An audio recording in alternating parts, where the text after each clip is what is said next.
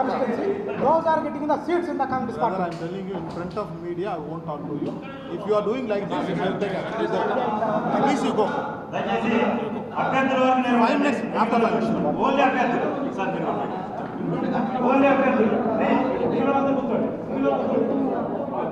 మాట్లాడండి, మీరంతా మాట్లాడారు సార్. అయిపోయింది, ప్రెస్ మీట్ అయిపోయింది, వాళ్ళు వెళ్ళిపోతారు.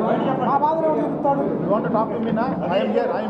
అదే సార్, అదే sir. No, I won't hear. Press కాదు సార్, మీరు అడగాలి కదా. అడగాలి సార్, మాట్లాడండి. ప్రెస్ తీరుస్తుందని నేను అనట్లా.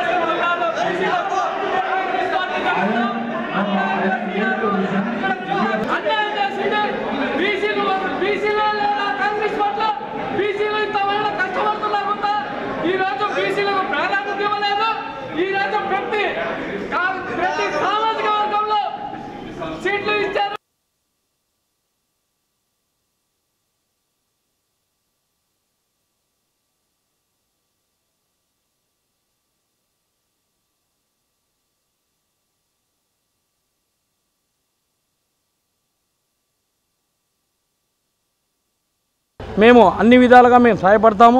అదేవిధంగా మమ్మల్ని ఎటువంటి కోఆర్డినేషన్ కమిటీని కానీ సమన్వయ కమిటీలు కానీ ఎటువంటి ఇన్ఫర్మేషన్ లేకుండా గ్రౌండ్ లెవెల్ వర్క్ లెవెల్ మమ్మల్ని సంప్రదించకుండా అధిష్టానం నిర్ణయాలు తీసుకుంది. కానీ మేము దీన్ని బహిష్కరిస్తున్నాము.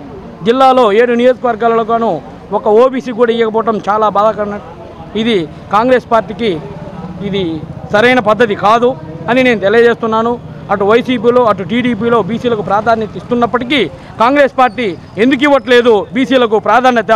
మొన్న గుజరాత్లో జరిగినటువంటి ఓ బీసీ ప్లీనరీలో మన నాయకులు రాహుల్ గాంధీ గారు బీసీలకు ప్రాధాన్యత, ఎస్సీ ఎస్టీ మైనారిటీ ఓబీసీలకు ప్రాధాన్యత ఇస్తున్నారనేటువంటి ఆ పదం మీద మేము ఇవాళకి 2018 నుంచి భుజాల మీద ఎవరూ లేని అణగారినటువంటి పార్టీని పట్టుకొని భుజాల మీద పార్టీ జెండాను మోసుకుంటూ ఇవాళ ఈరోజు ఈ పరిస్థితికి వస్తే బీసీలకు కనీసమైన ఒక్క సీటు కూడా ఇవ్వకపోవడం చాలా బాధాకరణం అని చెప్పి ఈ సభాముఖంగా తెలియజేస్తున్నానని చెప్పి, ఎవరైతే టికెట్లు పొందారో వారు బలమైన నాయకుల ఎక్కడ దేంట్లో వాళ్ళకి సామర్థ్యం ఉండి వాళ్ళకి సీట్ ఇచ్చారని చెప్పి నేను అడుగుతా ఉన్నా. వాళ్ళు ఎవరు గెలుస్తారా? మరి పనిచేసిన వాళ్ళకి ఎందుకు సీట్ ఇవ్వట్లేదని చెప్పి నేను అడుగుతా ఉన్నా. ఇది ఈ విధంగా చేస్తే ప్రకాశం జిల్లాలో కాంగ్రెస్ పార్టీ నిర్వీర్యమైపోతుందని కూడా నేను హెచ్చరిక జారీ చేస్తా ఉన్నా కాంగ్రెస్ పెద్దలకి. ఈరోజు కాంగ్రెస్ పెద్దలందరూ కూడా గమనించాలి ఏం జరుగుతూ ఉంది. ఈ ప్రకాశం జిల్లాలో సీట్లు కేటాయించేటప్పుడు పనిచేసే వాళ్ళు ఉన్నారా లేదా అని చూడాల్సిన అవసరం ఉందా లేదా, తర్వాత 24 ఎన్నికల తర్వాత ఈ పార్టీ బతికుండాలా లేదా అనేది కూడా దృష్టిలో పెట్టుకోవాలి.